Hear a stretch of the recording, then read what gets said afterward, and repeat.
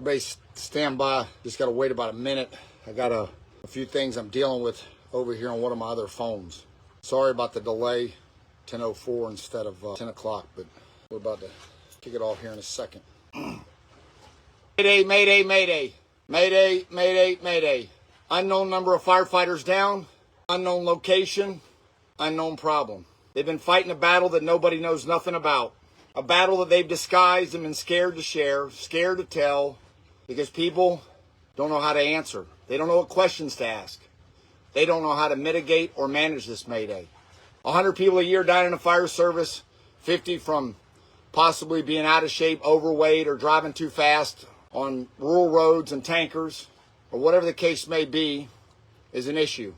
But suicide in the fire service, we'll put that on the back step. I repeat, mayday, mayday, mayday. Unknown number of firefighters, unknown location, unknown what their challenges and fights are to stay alive. They are rapidly running out of air, out of energy, the willingness to fight. As you look at this, for those in Northwest Florida, I want you to think about Bob Sumner, Andy Irwin, Tyler Conroy, Chris Wynn. There was a flight paramedic, became the Escambia County IT person that I rode the tailboard with over 30 years ago. The first person to congratulate me over 30 years ago when we were on a large offshore shipping boat fire in the middle of the night with lightning striking, and Chris Wynn says, "Hey, Curt, congratulations on a PFD." And I thought he was talking about a personal flotation device. But he meant that he found out, he knew I'd been given a job offer by Chief Jim Dixon to work for the Pensacola Fire Department. Tamika Williams, Escambia County Public Safety. My buddy Bill Gustin. My buddy Matt Negley. And I think you get the message that the list goes on and on and on. I know we can't stop every line of duty death from somebody falling into the basement, running out of air. We try, we train, we learn, we teach. But there should never be an accepted number of casualties or the national standard or norm when it comes to suicide, depression. A lot of you think you know me, but you really don't. Even my closest friends most likely don't know. I grew up with a mother that fought depression my entire childhood and growing up. I lived with it. My older brother fought depression. I thought I didn't genetically get it. I thought I got my dad's genes. And I got a lot of my dad's genes. But I got some of those depression genes that come from the Simpson side of the family that I dearly love. See, nobody says it better than Robin Williams. Everybody you meet's fighting a battle you know nothing about. Be kind always. Study PTSD, then study complex PTSD. Study ADHD. I truly 100% apologize to Nick Gradia and the Escambia County professional firefighters that felt I was attacking them. I wasn't attacking you. I didn't attack you until you got involved. See, I was attacking two individuals that have continuously attacked me for decades, and it was open knowledge. But I'm going to let that lie because I'm going to take the professional, slower route through the legal system and the legislation, and I'm going to put in the time and effort that so many are not willing to put in to go fight the fight in Tallahassee. I've always been a supporter of Second Alarm Project and Dr. O'Dare. Too many people watching. It's kind of like the scrap. It crashed. I went on FMLA under the direction of my doctor. I canceled over a half a dozen high-paying speaking gigs. Canceled them. A large number of my officers from Escambia County were in class when I got up on stage in front of hundreds of firefighters, broke down emotional and said, "I apologize. I will not be teaching 1 hour of the Battalion Chief Boot Camp the first week of February." And I didn't teach 1 minute of that conference. I went home and I went into a very deep depression. Very few people reached out. Very few contacted me. They assumed it was me square rooting the fire service and that I was trying to, let's see if I can get a better service. I don't know what the deal is. That I was trying to circumvent the fire service when in fact I was struggling. I was looking for help. I canceled a large number of speaking engagements. The entire month of February went by, and my doctor could tell through my visits that I was struggling even more. And he said, you probably should teach a class in a classroom. It's a controlled environment. It's totally different than being on duty at the fire department under your stress or your supervisors. Their expectations and their unrealistic expectations. It would probably be healthy for you, because in that environment you can take a break, you can stop, and there's very little pressure, but it might be the best medication. So I did teach a couple classes. That message for all my brothers in Escambia County. In the 3 months I was on FMLA, I only taught 2 different times. In March into April. My doctor filled out the paperwork, sent it to Escambia County, and released me for a specific date because he still wanted me to have a week to level out my antidepressants, my happy pills, if you will. That the chemical balance wasn't right. Ed Spainhauer from Escambia County HR, I have his voicemail still. I have his letter. He threatened me. He called me and said, you will report to work tomorrow morning at 0700 or you will be immediately terminated. Put it in voicemail that I still have saved. Put it in a letter from Escambia County government. Guess what I did? That was the Tuesday of COBC. You all know that I attended COBC.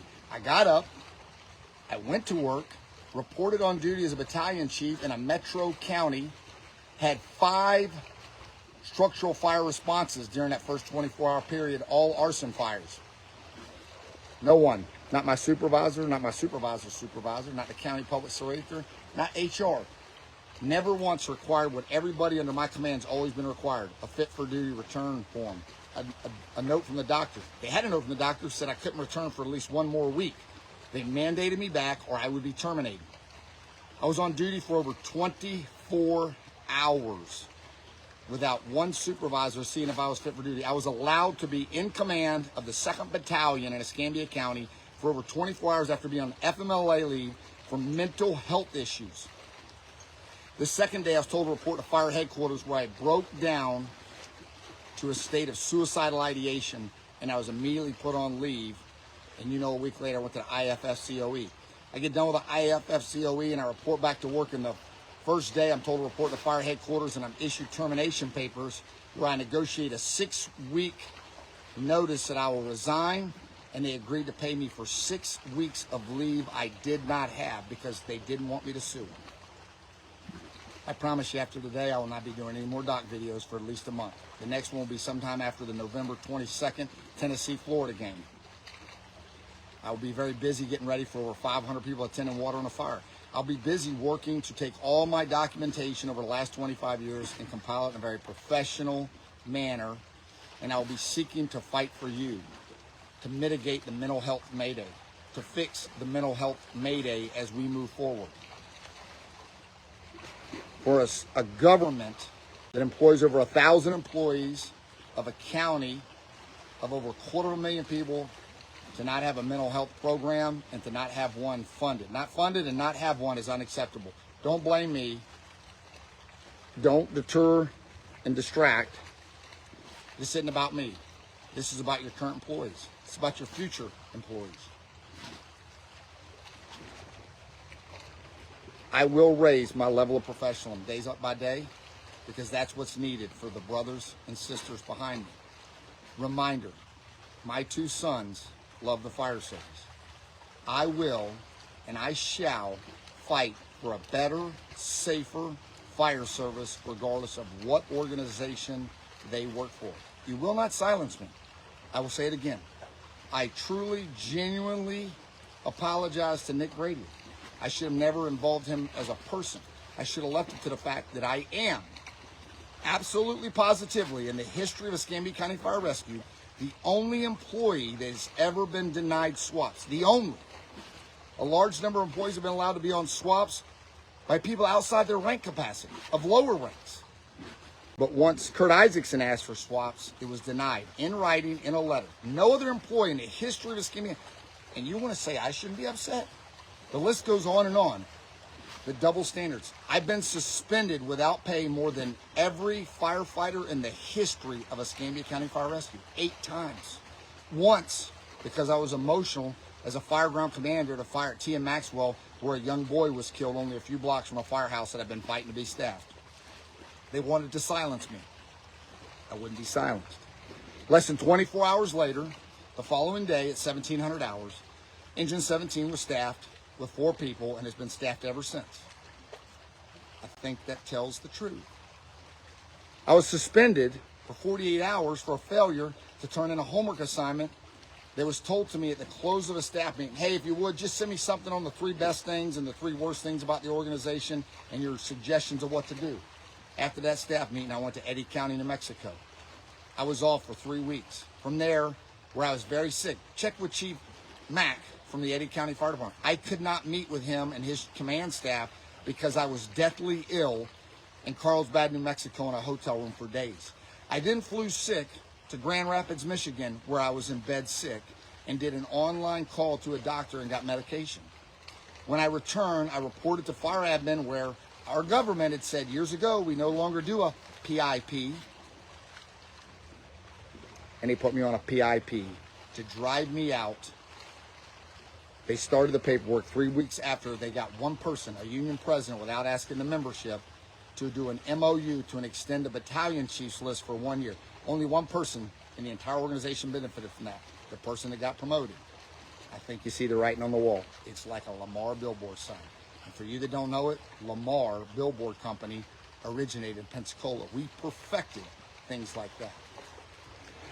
So I'll tell you this, no more negative posts, no more negative videos. I left it with you. Either you want to help me fight and fight for others, not fight for me, mine's done. Fight for the future, fight for your kids, fight for your firefighters. Fight the fight that others can't fight because they've been silenced. They're scared they won't get promoted. They're scared they won't get the right station assignment or to the right battalion. And the list goes on and on again. The Mayday is real. It's been transmitted. Are you going to answer the call? Are you going to help us mitigate the Mayday for the unknown number of downed firefighters for unknown reasons before they run out of air? That's the question. The question needs to be answered. Time is running out very, very rapidly. I love you. I love the fire service. I love fire service more than life itself. It was stolen from me. It was. Don't tell me to move on. See, you're not me. This is what I've been doing my whole life. My whole life. I almost didn't get a high school diploma because I was hanging out at the volunteer firehouse during high school. I am sorry to Escambia County professional firefighters. I'm sorry to the brothers and sisters of Escambia County. I did nothing but try to make you better, the organization better. I tried to, in the highest standards, raise the awareness of how awesome Escambia County Fire Rescue was. I provided as many people as wanted to attend any conference for free. And guess what? On my darkest days, on my maddest hours, I never once faltered or hesitated and never once mentioned you could no longer get. Even on my maddest days, I continue to say, you still get in for free. Because I want you to be better. For them, for us, and for those that follow behind us. See, standing strong against adversity is tough. The easy road is to be silent. The easy road is to block your ears. The easy road is just go with the flow. But that's not how I was raised. I'm not just going to go for the flow. But I am going to regroup, and I'm going to take it in a more professional direction that will see results that will provide a better, safer, healthier fire service for way after I'm gone and no longer occupy this great place we call Earth. In the greatest country in the world, the United States of America. So God bless you. God bless your family. God bless your fire department. And let's all work together to make a safer, better fire service. And I'll leave you with this. Everybody you meet is fighting a battle you know nothing about. Be kind always. You don't always know the real story. Thank you for listening, and I hope you have a great day.